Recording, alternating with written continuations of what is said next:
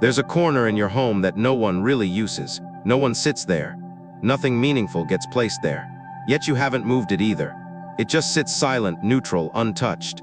Not broken, but not alive. But what if I told you that placing the right plant in that very spot could completely shift the energy of your entire home? Today's video isn't about expensive feng shui tools or abstract beliefs. It's about one of the most misunderstood directions in your home, the northeast. A direction many avoid, assuming it brings separation, coldness, or bad luck. But in classical feng shui, this corner holds incredible transformative power if activated properly. And the key might be something as simple as a houseplant. This isn't theory, it's practical energy design. We'll go straight into how to identify that corner correctly, what kind of plant unlocks its potential, and how to set it up without overwhelming the space. Most importantly, you'll learn why the intention you bring to that small act, watering, wiping leaves, adjusting the light, is far more powerful than anything you could buy online. Because when energy is stuck in one corner, you feel it everywhere, in your sleep, your mood, your clarity. But when that corner begins to breathe again, so do you. Part 1. Revealing the truth about the northeast, misunderstood but magical. Most people walk through their homes without ever considering which direction a room is facing. They might know where the sun rises, maybe which way the wind pushes in the afternoon, but the northeast, that direction usually gets ignored, misjudged, or worse, silently feared. It's the spot people instinctively label as off, cold, lifeless, uninviting. And so they leave it alone, thinking less is safer. But if energy could speak, the northeast wouldn't whisper trouble. It would ask to be seen. In classical feng shui, the northeast is a direction of transition, a meeting point between the stillness of yin and the spark of yang.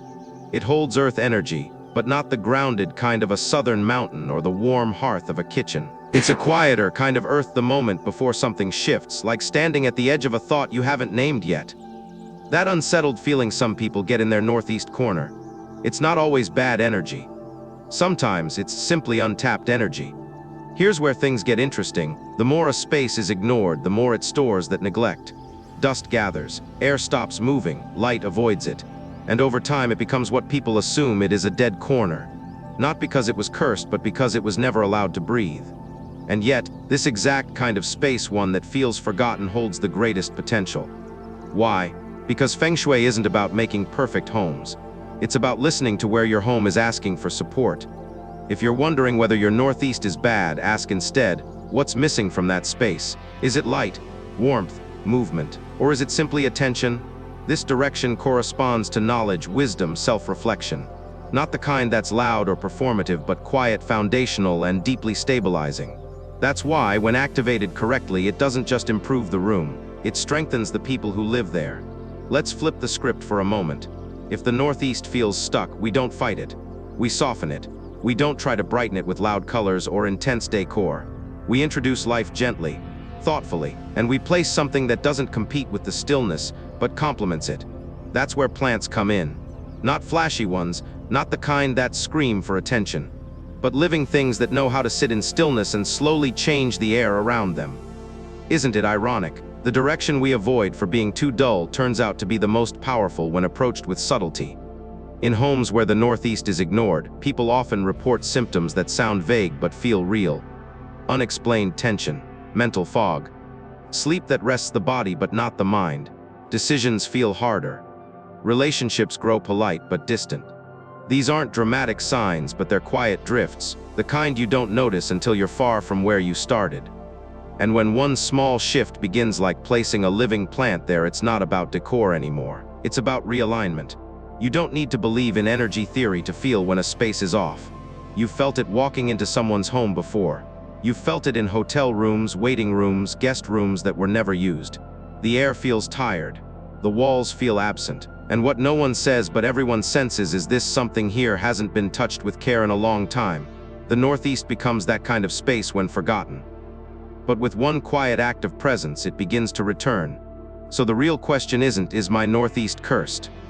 It's, what story have I allowed that space to carry? Feng Shui doesn't ask you to fix it.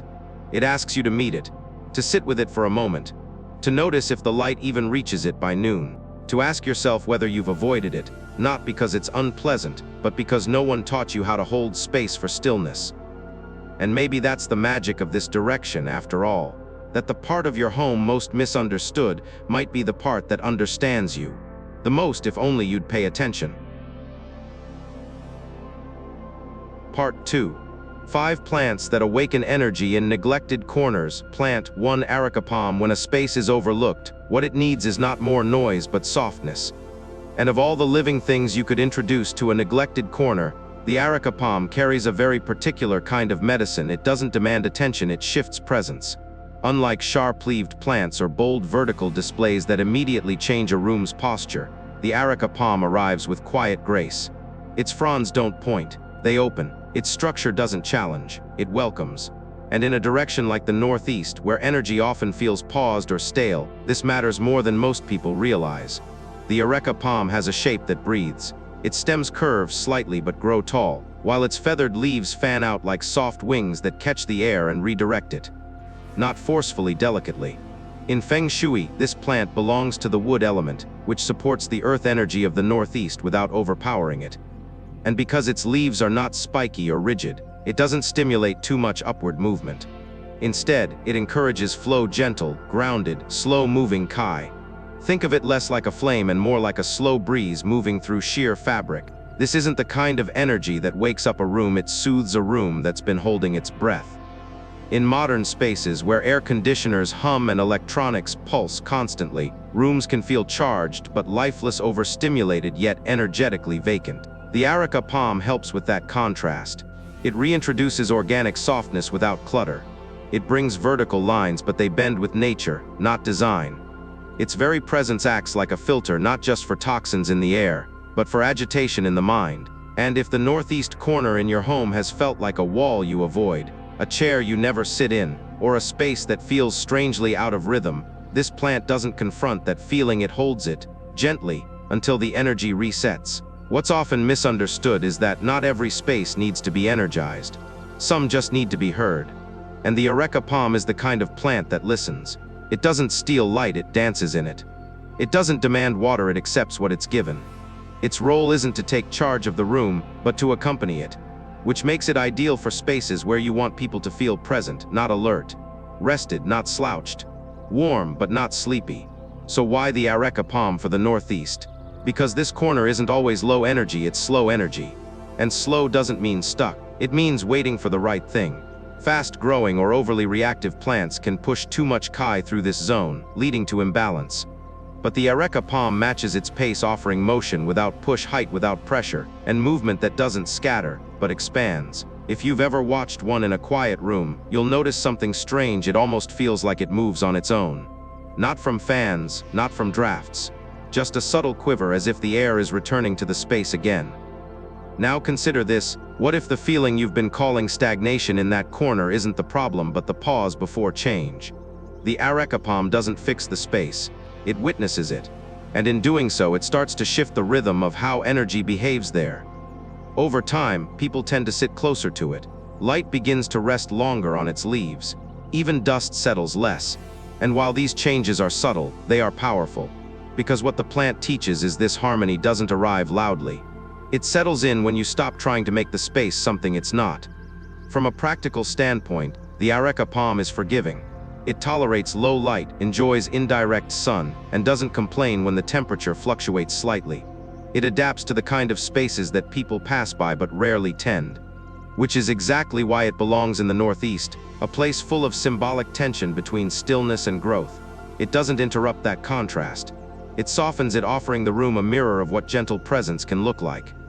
What's worth asking, then, is not just whether this plant suits your corner, but whether you've considered what your corner is asking for.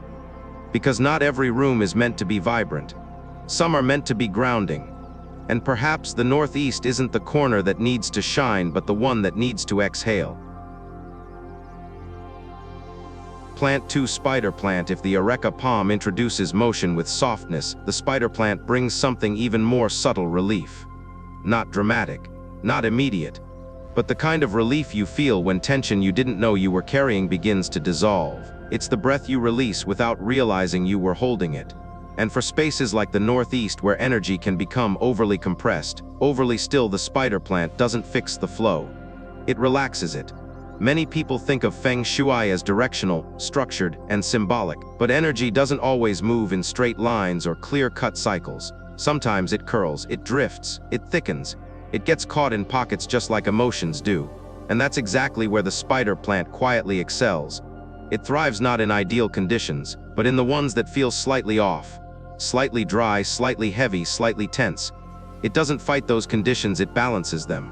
What makes this plant unique isn't just its biology, it's its behavior. It regulates humidity without effort. It releases oxygen at night. It cleanses toxins. But beyond science, it creates a microclimate of ease. In a room where conversations feel clipped, where your mind races even when the light is low, the spider plant doesn't compete for attention, it softens the environment until your body can settle back into it. It doesn't demand you to relax, it creates conditions where relaxing becomes natural again. Now think back to the Northeast. This direction doesn't respond well to abrupt change. Its energy is slow, internal, reflective. So when a plant enters that space, it needs to offer more than beauty. It needs to co-regulate the room's emotional weight.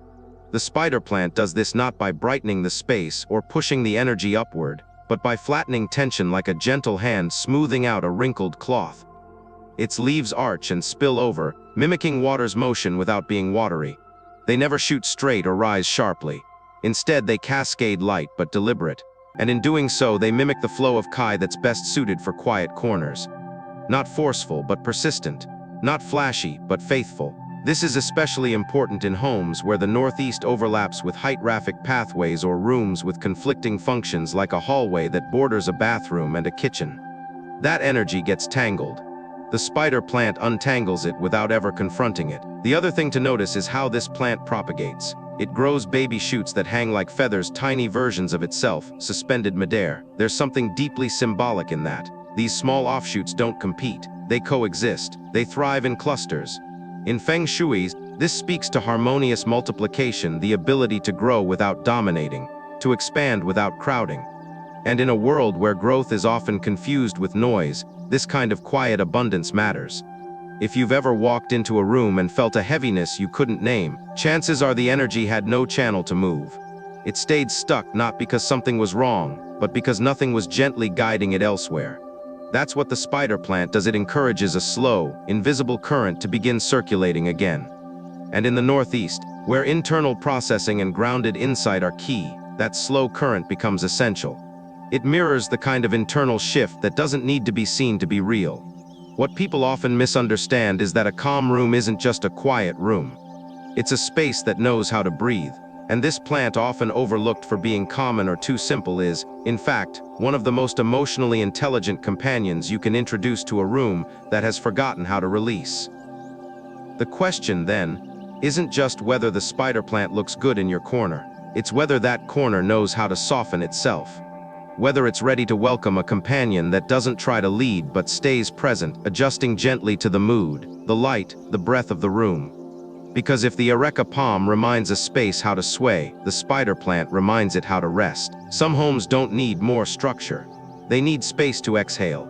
And that kind of energy doesn't show up with hard edges or grand gestures. It arrives in curled leaves, in roots that hold lightly, in green that never demands the spotlight. It arrives, simply, and that's enough.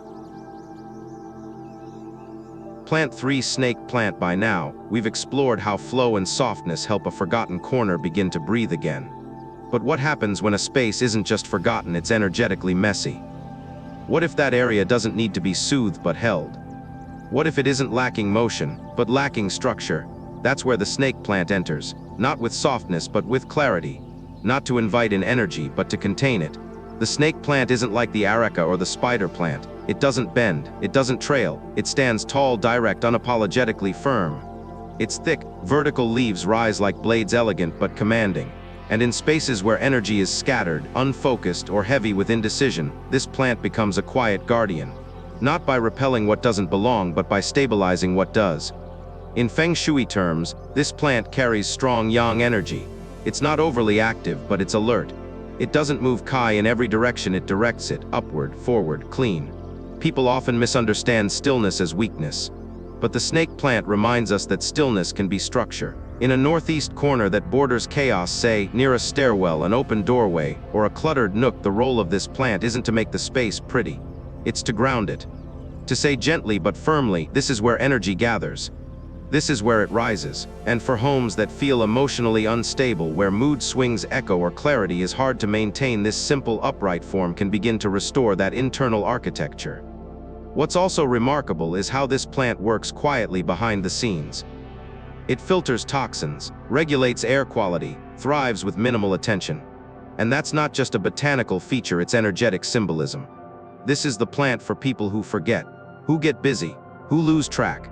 Not because they don't care, but because the day pulls in too many directions. The snake plant doesn't punish forgetfulness. It holds the space steady so you can return to it when you're ready. There's a reason some people say having a snake plant is like having a still boss in the corner. It doesn't bark orders. It doesn't move unless necessary. But its presence commands respect. And in energy terms, that respect becomes structure. Because while flowing energy is beautiful, scattered energy is exhausting. The snake plant knows how to close a loop, how to bring a wandering current back to center. And in a northeast corner where thinking, insight, and self-trust reside, this matters more than decoration or aesthetic harmony. It's also one of the few plants that's equally at home in light and shadow, which, symbolically, makes it powerful for rooms that shift between functions: guest room by night, workspace by day. These dual-purpose areas often create subtle energetic friction. And the snake plant, it doesn't pick sides. It just holds the boundary so that everything else can adjust. What's worth noting is that it doesn't grow fast. And it doesn't soften a room the way a palm or ivy would. But it doesn't have to. Some corners in your home don't need emotional warmth. They need decisiveness. A line drawn. A quiet yes or no. And that's the invitation the snake plant offers, not to drift, but to commit. From a feng shui perspective, placing this plant in the northeast helps not only to anchor that direction's earth energy, but also to awaken its mental clarity. That space becomes not just a room, but a thinking zone, a space where decisions land, where thoughts settle, where truth doesn't need to be dramatic to be real. And unlike plants that sprawl or cascade, the snake plant stays within its lines. There's something deeply reassuring in that. It respects the limits of the container it's in. And in doing so, it teaches you to do the same with your time, your space, and your attention. So if you've been feeling mentally scattered or emotionally porous, maybe the northeast corner of your home isn't overwhelmed. Maybe it's underheld. And maybe this plant, with its upright stillness and no-fuss wisdom, is less about growth and more about return. Return to center, return to stability. Return to what was already strong but just needed a shape to grow into. Plant 4. Lucky bamboo. If the snake plant brings stillness with strength, the lucky bamboo teaches how to rise quietly. Its growth doesn't happen in bursts. It doesn't twist upward in a hurry. It simply stretches one joint at a time, one layer at a time. In many ways, it reflects the exact rhythm that true transformation takes: steady, rooted, and deeply intentional. What makes lucky bamboo different isn't just its association with good fortune. It's the kind of fortune it represents. Not sudden windfalls. Not chaotic luck, but a kind of consistent prosperity that builds bit by bit without needing to shout. And in the northeast corner, where reflection, personal growth, and self-trust reside, that kind of energy is not only fitting, it's essential. This isn't the space for dramatic gestures. It's where inner scaffolding forms, where insight gathers before action. What's fascinating is how lucky bamboo moves energy. Unlike plants that lean toward either yin or yang, this one dances between both. Its roots often sit in water, fluid, cool, passive, but its stalks reach upward with determination, carrying the essence of the wood element in a distinctly yang form. It connects what's low with what's high, what's still with what's growing, and in feng shui, that bridging quality is rare and powerful. In practice, that means this plant doesn't overwhelm a space, but it also doesn't vanish into it. It gently shifts the atmosphere toward hopefulness. A kind of energetic uplift that doesn't depend on light, season, or attention span. And because of its vertical segments, each one linked to the next, it carries the feeling of progress. Not progress as speed, but as continuity. There's no skipped step in a healthy bamboo stalk. Each section is earned. And for anyone who's ever felt lost or behind, there's something quietly healing about being near that. Lucky bamboo also brings in the symbolic union of elements. Water nourishes wood. Wood nourishes earth. And in the northeast, where earth dominates, this layered alignment isn't just ideal, it's grounding. It completes a circuit that often feels incomplete in modern homes, where water is confined to pipes and earth to flooring. By placing lucky bamboo in this zone, you invite an elemental conversation to begin again, one that reminds the home that life moves best when its parts support each other. Now, consider the physical qualities. Lucky bamboo doesn't need soil. It thrives in water with only stones or glass beads for support. That alone says something. This is a plant that doesn't cling. It adapts. It doesn't resist containment, it makes peace with it. And in spaces that feel emotionally rigid or energetically dry, that adaptability can shift everything. This plant doesn't fight boundaries. It grows within them.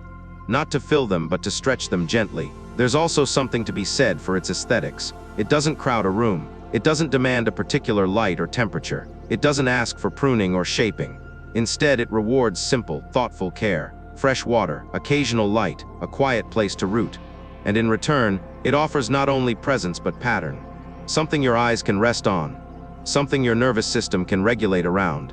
This is why lucky bamboo is often used in meditation corners, study nooks, or quiet thresholds between rooms. Its presence doesn't just decorate the space, it creates an energetic tone. One that says this is a place where something important unfolds slowly, not dramatically, not urgently, just genuinely. But perhaps what makes this plant most appropriate for the Northeast is its symbolic message. True strength doesn't force its way up. It builds, rests, absorbs, and then continues. If your corner has felt directionless, uncertain, or emotionally disconnected, lucky bamboo doesn't offer clarity by explanation. It offers it by example. You see its structure, and somewhere inside, yours begins to return. So maybe the question isn't whether this plant brings luck. Maybe it's whether we're ready for the kind of luck that comes from showing up consistently. The kind that grows without applause. That builds joints quietly in the dark. That never skips a stage, even if no one's watching. Because when energy is ready to rise, but not rush, this is the plant that understands exactly how to guide it. Plant 5 English Ivy. If lucky bamboo is the embodiment of steady growth, then English ivy is something entirely different. It doesn't reach upward in steps or stand tall in form. It wanders. It listens. It lingers along the edges of things. And in doing so, it heals what's been frayed not by pushing, but by weaving. This is the plant of quiet repair, of untangling, of soft, continuous touch in places that feel energetically noisy or emotionally exhausted. You don't bring English ivy into a space to energize it. You bring it in to smooth the edges of tension that have gone unnoticed for too long. It doesn't redirect energy like the snake plant or lift it like the bamboo. It absorbs and harmonizes, a kind of gentle emotional sponge for corners that collect crosscurrents. And if your Northeast area has felt emotionally tangled, restless, or oddly unsettling, ivy doesn't confront that. It gently rethreads the current until the space forgets it was ever strained. What's fascinating is how it does this. Ivy doesn't grow straight, it crawls. It hugs surfaces. It follows what's already there: frames, windowsills, shelves, forgotten furniture. But in following, it doesn't disappear. It softens what's hard. And in feng shui, that softening matters more than most people realize. Because energy doesn't just need to move. It needs to move without scraping. And that's exactly what ivy teaches. Think about the layout of most homes. There are always points where energy gets tangled: the corner where kitchen energy collides with bathroom energy, the edge of a hallway that leads into too many rooms at once, the place between a stairwell and a closed door. These aren't design flaws, they're energetic friction zones. And ivy doesn't fix them with force, it soothes them with flow. Its movement is humble but persistent. And it never interrupts, it simply keeps going. It clings but it doesn't choke. It whines but it doesn't tangle. And in that gentle balance is a teaching that you can stay close to something without taking it over. That you can reshape energy not through domination but through presence. Ivy also doesn't ask for ideal conditions. It tolerates low light, thin soil, inconsistent watering. It finds a way, and in neglected corners where care has been scarce and emotional attention even more so, that quality matters. This is the plant for places in your home that feel emotionally neglected. Not broken, not cursed, just slowly dimmed over time. Places where people pass through without seeing, sit near without feeling, live with without knowing why something always feels slightly off. When you place English ivy in that kind of space, it doesn't announce its arrival. But slowly, over weeks, something shifts. The air thickens not with heaviness, but with subtle texture. Light begins to rest on the leaves. Sounds become softer. The energy stops colliding and starts flowing around things, like a stream learning how to move through a field of stones. What's also worth noting is that ivy is deeply symbolic of connection. Its very structure represents holding gently but surely. And that's not just about clinging to a wall. It's about emotional bonding. In feng shui, it carries a soft yin energy, but not a sorrowful one. A nurturing one. The kind that says even in the most complex, layered environments, harmony is still possible. For many, the northeast corner is where inner doubts gather, where decision fatigue shows up, where emotional weight lingers. Not loudly, but like fog in the background. English ivy doesn't pierce that fog. It walks through it slowly, until the fog doesn't need to be there anymore. Until the corner feels safe to be seen again. So maybe in the end, ivy is less about change and more about return. Return to softness. Return to wholeness. Not through boldness, but through quiet stitching. Because when a home has stopped listening to its own silence, this is the plant that helps it hear again. Part 3. Placing the plant, quiet precision that unlocks flow. Choosing the right plant is only the beginning. In feng shui, what happens next often matters even more where you place it and how. Because the plant isn't just a decoration, it becomes part of the room's language. And just like tone matters in conversation, direction matters in energy. Especially when we're dealing with the northeast, where subtle adjustments can unlock a very quiet kind of power. The first step is deceptively simple: finding true northeast. Most people make the mistake of standing at their front door, opening a compass app, and assuming that facing northeast from the entrance is enough. But feng shui doesn't measure direction from where you enter. It measures from the heart. The center of your home physically, energetically, is where all directions are drawn. If you don't have blueprints, don't worry. Imagine the footprint of your home. Visualize the midpoint between its length and width. That center becomes your compass origin. From there, using your phone or an analog compass, locate the slice between 45 and 67.5 degrees. That's your northeast. And that's where energy waits for gentle activation. But the process doesn't stop with direction. The container matters too. In feng shui, the pot you place a plant in either supports its energy or distorts it. The northeast corresponds to the earth element, which thrives when nourished, not challenged. So the color and material of your plant pot should reflect that supportive relationship. Look for soft tones: white, light yellow, or metallic gold. White clears, yellow grounds, gold uplifts without overwhelming. Avoid black, deep gray, or bright red. These represent water and fire elements that conflict with earth and in subtle ways can weaken the energetic stability of your chosen plant. Why does that matter? Because when the container contradicts the energy of the space, the plant's presence can feel off without any visible issue. You may notice the plant drooping even with care, or the room never quite relaxing despite being clean. These aren't coincidences. They're signs that the energy conversation between object and space isn't aligned. Next comes height, a detail most people ignore, but one that shifts everything. In zones like the northeast, which already carry dense, thoughtful energy, adding something too tall creates pressure. The goal isn't dominance, it's dialogue.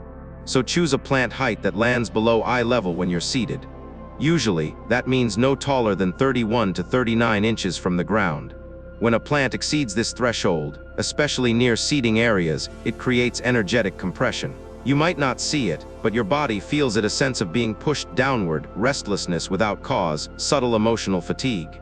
On the other hand, when a plant remains low, it becomes part of the space rather than an anchor within it. It lifts, instead of weighing down. There's also the relationship between the plant and its surroundings. Don't tuck it away, don't isolate it.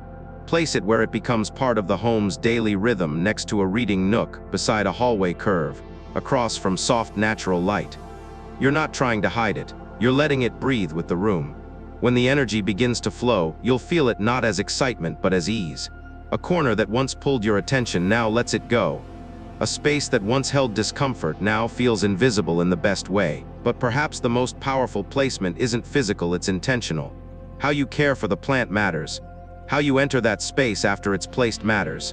If you water it in a rush, its impact dulls. If you dust the leaves with awareness, you're not just cleaning, you're tuning. Energy doesn't require ritual, but it responds to presence. And in feng shui, presence is one of the most forgotten tools of change. So, what makes placement powerful isn't perfection. It's precision. Quiet precision. Knowing not only the direction, but the feeling you want to evoke. choosing not only the right species but the right scale, selecting not only a spot but a rhythm. Because energy doesn't rise from objects alone, it rises from what those objects are allowed to become in your space. A plant is not a fix, it's a frequency. One that, when placed with clarity, begins to reshape how your home feels even before you notice what's different. Part 4. Activating the energy through small, sacred actions. Once the plant is placed and the space begins to shift, there's one more layer to tend, the one most often overlooked, and yet the most powerful of all: how you care for the energy you've just invited in. Because feng shui isn't static. It's not a setup, it's a rhythm, a relationship. And the moment something becomes sacred is rarely when it's bought or positioned, it's when it's kept company. There's a thin film of dust that settles on surfaces without sound. It doesn't announce itself, but over time, it dulls everything. Light becomes flat, air feels slow. You may think it's just housekeeping, but in feng shui, that film holds stagnation. When you clean it, when you wipe the leaves of a plant, gently clear the pot, sweep the floor beneath, you're not just refreshing the look, you're restarting the current. You're saying to the energy, this space is still alive. But energy doesn't respond to effort alone. It responds to quality of attention. That's why lighting, even in the smallest corner, becomes part of the conversation. Not bright, clinical light, but soft, consistent light. Light that reflects gently off a pale wall. Light that filters through sheer fabric, catching quietly on the edge of a plant's leaf. In spaces where harshness is too common, gentle light becomes a kind of medicine. Not for the plant, but for the energy that forgets how to move without being pushed. Now, consider the act of watering. A task so mundane, most do it on autopilot. But what happens when that moment becomes slower? When you pause just for a breath and feel the water move from your hand to the root? What happens when you whisper, not out loud, but inward, "This space is safe to grow"? That's not mysticism, that's frequency. And energy, especially in places like the Northeast, hears tone more than volume. You don't need mantras. You don't need smoke or ceremony. But you do need presence. Because presence turns a plant from decor into a companion. It turns space into sanctuary. And it turns you from someone seeking better energy into someone who stewards it. Over time, you'll notice something strange. Not dramatic, not loud, but undeniable. A shift in how you feel when you pass that once neglected corner. The way your breath moves when you sit near it. The way your thoughts settle without being asked to. Because when you care for energy, it begins to care for you. This is where feng shui becomes real, not in symbols or items, but in how consistently you touch the life around you with awareness. A plant placed in the right direction will do its part. But it's your energy, your patience, your gaze, your quiet tending that turns it into something more. A rhythm, a relationship, a reminder that the way we care for a corner is the way we care for a part of ourselves. And when that corner softens, when light returns, when breath returns, you return too. Not to a new life, but to a more balanced one. One that was always possible, just quietly waiting to be noticed. Final, most people don't realize how many corners in their homes are mirrors quietly reflecting how they care, how they avoid, how they hope. We walk past these spaces daily, telling ourselves they're just empty spots or architectural leftovers. But what if they're not empty? What if they're listening, waiting not for noise but for attention? Throughout this journey, we've stepped gently into one of the most misunderstood zones of the home, the Northeast. A direction many label unlucky, heavy, or strange, when in truth it's simply slow. Still, a place where energy waits, not because it's broken, but because no one ever taught us how to meet stillness without trying to fix it. We explored 5 plants, each with its own temperament. The areca palm offered movement without resistance, like breath rediscovered. The spider plant taught emotional regulation, creating calm where tension hides. The snake plant brought structure, quiet authority, and boundaries in a world full of scatter. Lucky bamboo revealed what steady growth feels like when it's rooted in water and patience. And English ivy reminded us that not all healing comes from action, some arrives from simply softening what's been tight too long. Together, they didn't just decorate space. They shifted the emotional architecture of forgotten places. But the truth is, most people don't choose plants this way. They choose what looks good, what's trending, what matches a corner, not what balances it. They place them without considering light flow, intention, and then wonder why nothing feels different. It's not neglect, it's repetition. We've all learned to copy before we've learned to listen, to follow what everyone else is doing, without asking what this space, this home, this life truly needs. The real shift happens when you begin to choose with clarity, when you place with presence, when you clean not to maintain, but to renew. Because feng shui isn't about rearranging furniture or adding lucky charms. It's about restoring relationship between you and your space, between energy and form, between how a room feels and how you feel in it. And maybe the most powerful thing we can remember is this: you don't need to make your space louder to make it better. You only need to make it listen. And plants, chosen and placed with care, are some of the gentlest listeners of all.